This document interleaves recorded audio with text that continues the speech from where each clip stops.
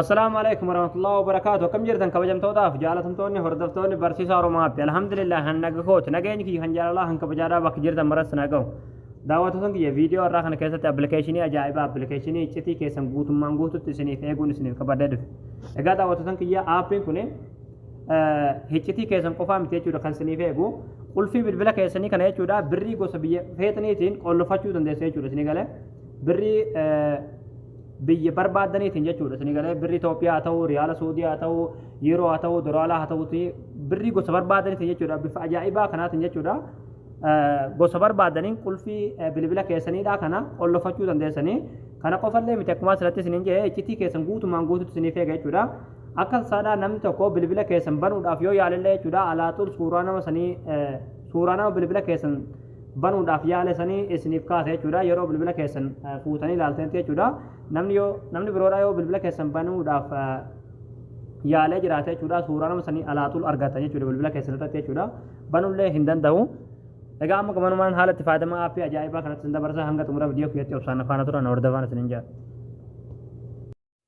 Hayyee daawwattootaan kiyya gama barumsaatiin darbuun duratti warroonni YouTube chaanaala keenyaaf haarawaa taatan baga nagaan dhuftan jechaa barumsa dabalataa argachuudhaaf chaanaala keenya sabskiraayib godhachuun dagatinadha. Yeroo sabskiraabii gootan barumsuun asirratti dabarsinu guyyaan nama dura akka isin bira ga'uuf mallattoo notifikashinii sana kilikii godhaadha achi booda ool jettoon irra kayyadhaadha. Viidiyoo keenya namni baay'ee dargee kan irraa fayyadamu laayik godhaadha barumsaan garaadhaa isin darbee YouTube chaanaala keenya jala seenaadha viidiyoo baay'eetu jira irraa baradhaadha.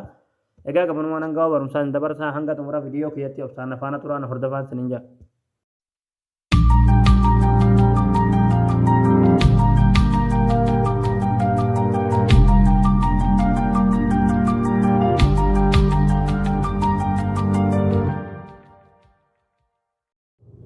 Hayyee daawwattootaan kiyyaa liinkii aappii kanaadhaa bakka irraa daawuloodii godhattan yookiin bakka irraa gadi buufattan diskiripshin boksii viidiyoo ilaalaa jirtan kana jalaan isiniif ka'a.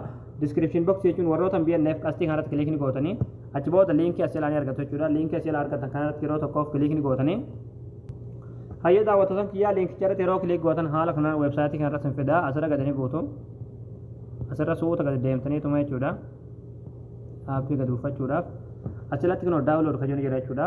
irratti kilikni gootanii achi booda alaatul kunoo pilaastorii irra isin fide jechuudha. Aappiin kunoo isa kana aappiin kuni aappii ajaa'ibaati jechuudha. Aappii hedduu tokko namatti toludha. Yeroo keessa galtan hedduu takka irraa gammatu jechuudha. Aappii kana yeroo buufattan irratti kilikni gootanii achi booda aappiin haala kanaan isiniif banama achi booda gareen kana kilik gootu achi booda eeyyama kennitaniif jechuudha. Aappii kana kan keessa barbaadaniiti eeyyama kennitaniifi aappii kunoo kana haala kanaan raayyatii kanatti bantanii halluu gootanii eeyyama kennitanii fi ammallee geet staartii kilik gootu achi booda haala kanaan siitingii isaa keessa hin gashe jechuudha.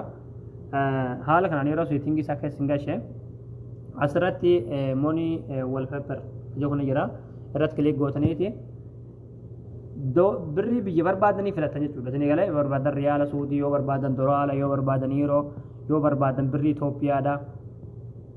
Kana keessa Itoophiyaan kunooti Itoophiyaa bira kan johan kilikni gootanii yoo Itoophiyaa barbaadanii achi yoo barbaadan haala kanaan Itoophiyaa birrii 200 jira birrii 100 jira kan barbaadan filatan jechuudha.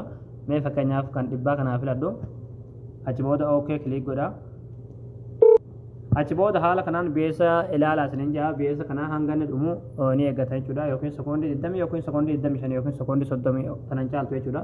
Obsaan eeggatu hanga inni beesni kun dhumu birrii akkasiniif baasu jechuudha. Okay fixuuf amma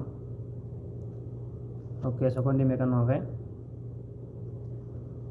amma xumuree jira exii dhootanii achi booda haala kanaan birrii isiniif baasa. Egaa kun akkuma asirratti argaa jirtan kunoo birrii Itoophiyaadhaan nu baasee jira bifa kanaan jechuudha. Akka bareedduu ishiidhaa filatanii irratti kilik gootanii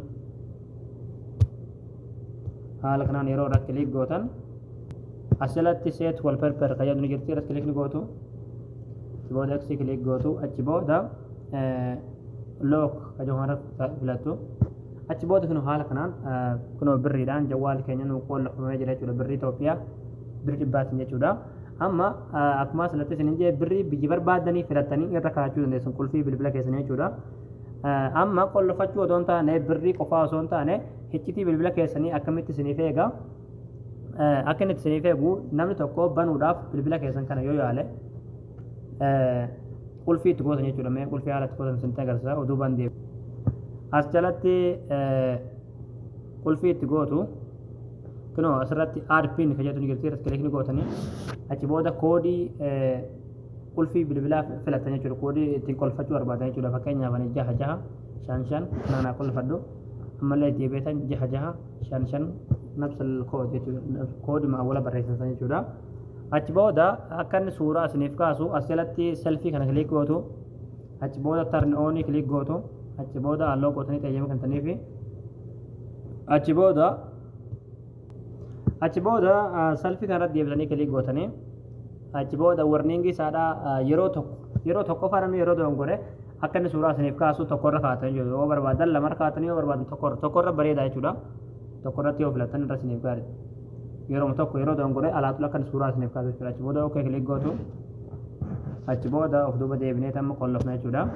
Egaa daawwattoota kiyyaa amma haala kanaan qollofnee jirra. Okay amma akkuma asirratti isiniin jedhe qulfiin isaadha hedduu tokko namatti tola jechuudha. Kun asirratti argaa jirtan hedduu tokko bareedaadha jechuudha.